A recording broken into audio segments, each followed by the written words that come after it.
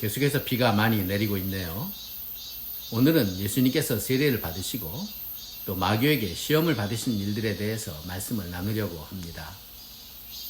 예수께서 사역을 시작하시기 전에 요한에게 세례를 받으시고 40일 금식을 하시고 또 그 후에 마귀에게 시험을 받으신 이 일들은 매우 의미 있는 사건입니다. 사실 이 일들은 하나님의 아들이신 주님께서 당하셔야 할 일이 아니셨습니다. 그럼에도 하나님의 아들이 이 땅에 오셔서 우리를 대신해서 죽으시고 우리를 구원하시기 위해서는 필요한 일들이었습니다. 그것은 바로 주님께서 완전한 사람이 되시는 일이었습니다.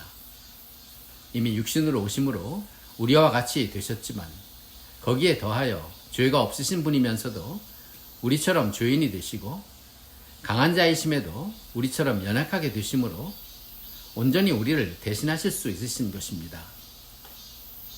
그렇다면 이건 우리에게 너무나도 고마운 일이 아닐 수가 없습니다. 그리고 이 과정 중에 성령의 주도적인 관여가 있었고 또 하나님께서 주목하신 것은 지극히 당연할 것입니다. 세례를 받으실 때는 하나님께서 친히 목소리를 내시고 증거하심과 동시에 성령이 충만하게 임하셨고 마귀의 시험을 이기셨을 때는 하나님의 보내신 천사가 주님을 수종 들었다고 기록하고 있습니다. 주님께서 세례를 받으신 것은 메시아가 죄인의 하나로 헤아림을 받았다는 이사야 선지자의 예언대로입니다. 세례 요한은 그때 예수님에게 이렇게 얘기하죠. 제가 당신께 세례를 받아야지 어찌 세례를 받으시려고 합니까? 요한의 말은 맞았습니다. 그러나 예수님은 그렇게 하는 것이 의를 이루는 것이니 허락하라고 요한을 설득하십니다.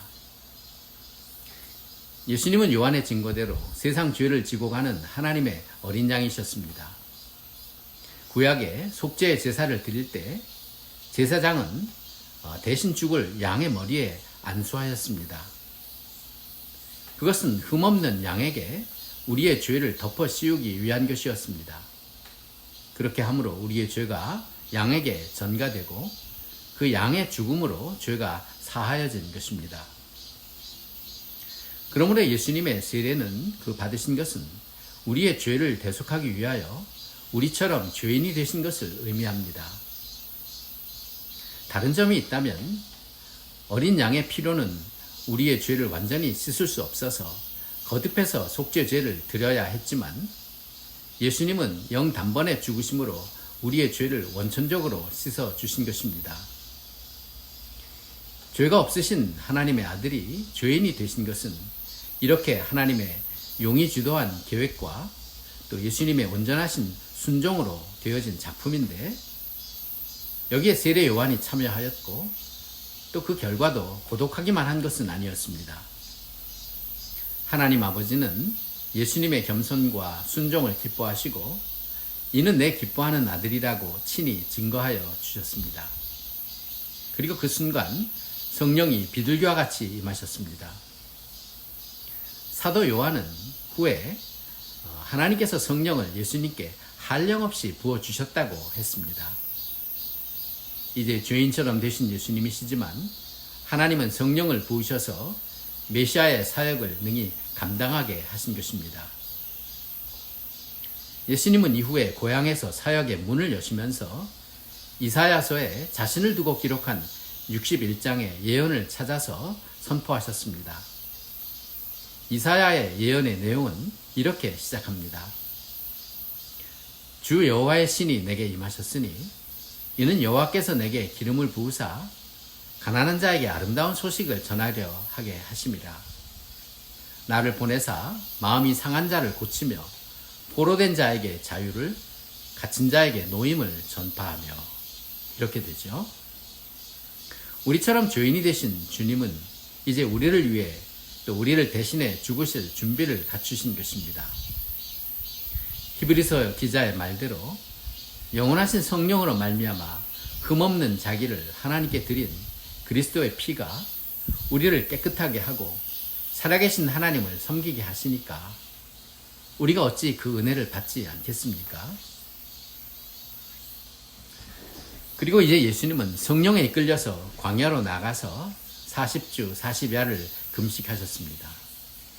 그리고 40일이 차고 주님이 가장 연약해지신 그 순간에 마귀의 시험을 받으시죠. 여기서 시험은 테스트가 아니라 템테이션, 유혹을 말합니다. 주님이 시험을 받으신 것 역시 주께서 우리처럼 연약한 인생이 되신 것을 의미합니다. 하나님의 아들이라면 마귀의 유혹을 받을 수가 없습니다. 하나님은 유혹의 대상이 아니시니까요. 야고보서는 하나님은 악에게 시험을 받지도 아니하시고 또 친히 아무도 시험하지 아니하신다고 하였습니다. 그럼에도 성령께서 예수님을 마귀에게 시험 당하게 하신 것은 주님이 우리와 같이 연약에 쌓여 있게 됨을 뜻합니다. 이것도 우리에게는 희소식입니다. 그 이유는 성경이 말하는 것처럼 자기가 시험을 받아 고난을 당하셨은즉 시험받는 자들을 능히 도우실 수 있기 때문이고, 또 우리와 같이 무식하고 미혹한 자를 능히 용납할 수 있는 것도 자기도 연약에 쌓여 있음이기 때문입니다. 또 주님이 부요하신 자로서 우리를 위하여 가난하게 되심도 그의 가난하심을 인하여 우리를 부요케 하시기 때문이죠. 마귀의 시험을 받을 만큼 우리처럼 연약에 쌓이셨지만 주님은 그 시험을 물리치십니다. 예수님이 시험을 받으신 세 가지는 생존과 안전과 욕망에 대한 것인데요. 이것들은 우리도 이 세상에서 받는 시험입니다. 마귀의 첫 번째 유혹은 40일을 금식하신 주님께 돌을 떡으로 만들라는 것이었습니다. 그리고 내가 하나님의 아들이라면 그것으로 증명해 보이라고 한 것이죠. 떡을 만들어내는 것은 하나님의 기적이고 선지자의 표입니다. 하나님은 광야에서 만나를 내리셨고 또 엘리사는 선지자 생도 100명에게 먹을 것을 만들어준 적이 있고요. 우리 주님도 아시다시피 후에 오병이어의 기적을 행하십니다. 그러나 주님은 여기서 사단의 요구를 단호히 거부하셨습니다. 우리도 마귀가 좋아하는 것은 무조건 안 하면 됩니다. 예수님은 마귀의 의도를 정확하게 판단하고 있으셨습니다. 우리에게 먹을 것은 필요하지만 사람은 떡으로 사는 것이 아니라 하나님의 입에서 나오는 말씀으로 사는 것이라고 하였습니다. 나중에 오병이의 기적을 베푸실 때 주님은 따라온 무리들에게 영생하는 양식을 위해 일하라고 말씀하셨습니다. 또 주님은 우리가 무엇을 먹을까 마실까 염려하지 말라고 하셨고요. 다윗은 시편 37편에서 하나님의 성실로 식물을 삼으라고 하였습니다. 우리의 먹고 사는 것도 이렇게 하나님의 성실함에서 찾아야 합니다. 돌을 떡으로 만드는 일은 주님께는 어려운 일이 아니었지만 예수님은 하나님의 능력을 자기를 증명하거나 순간의 배부름을 위해 사용하지 않으셨습니다. 그리고 마귀의 두 번째 시험은 세이프티, 안전에 대한 시험입니다. 마귀는 성전 꼭대기에서 떨어져 보라고 말합니다. 하나님께서 다치지 않게 해주실 것이라는 친절한 설명도 깃들이고요. 예수님은 하나님을 시험하지 말라고 하시면서 거절하죠. 하나님은 우리를 다치지 않게 해주실 것이라는 마귀의 말은 틀린 말은 아닙니다. 마귀가 언제 틀린 말을 하던가요? 그러나 맞는 말 속엔 언제나 함정이 있죠. 마귀의 시험하는 목적은 하나입니다.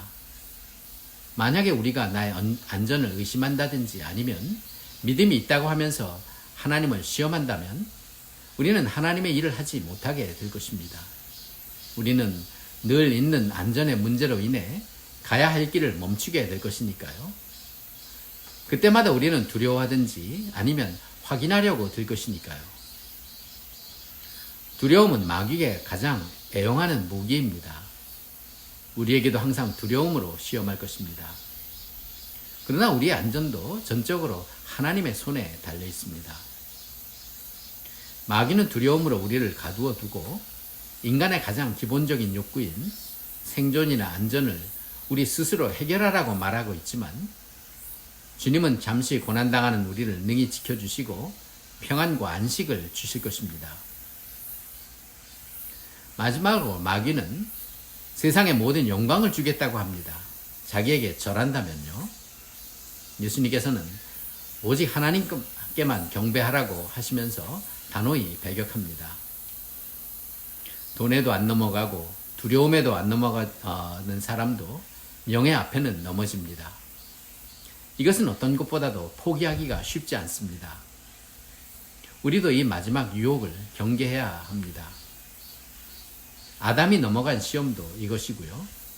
아담은 하나님처럼 된다는 말에 그만 선악과를 취합니다.